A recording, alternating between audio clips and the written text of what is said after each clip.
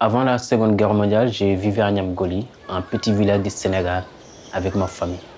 En mai 1940, j'avais 25 ans quand je me suis engagé pour la France, un pays qui n'était pas le mien.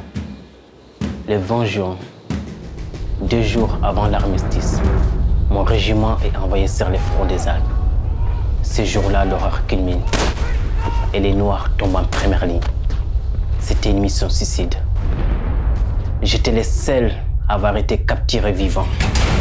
Au bout de 3 années de torture et d'humiliation, j'ai réussi à m'échapper. En août 1944, je fais partie des troupes victorieuses aux côtés des soldats blancs pour libérer la France pendant les débarquements des Provences.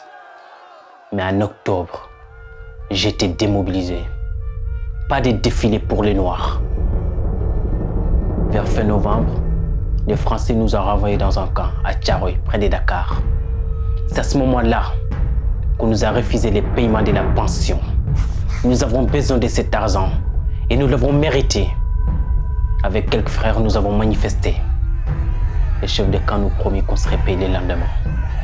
On allait enfin rentrer chez nous. J'allais enfin serrer ma fille dans mes bras. J'étais tellement content que ce cauchemar de 4 ans se termine. Le 1er décembre 1944, alors qu'il fait nuit, on nous a réveillés pour récupérer notre solde. On s'est regroupés dans la cour. Les Français ouvrirent le feu.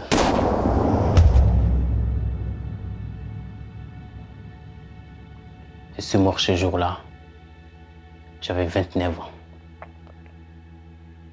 J'ai survécu à la guerre, à la barbarie des nazis, pour être exécuté par les Français.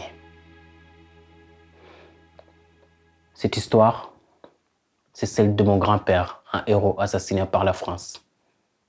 Je m'appelle Thiaroye en son honneur. Et aujourd'hui, qu'est-ce qui a changé?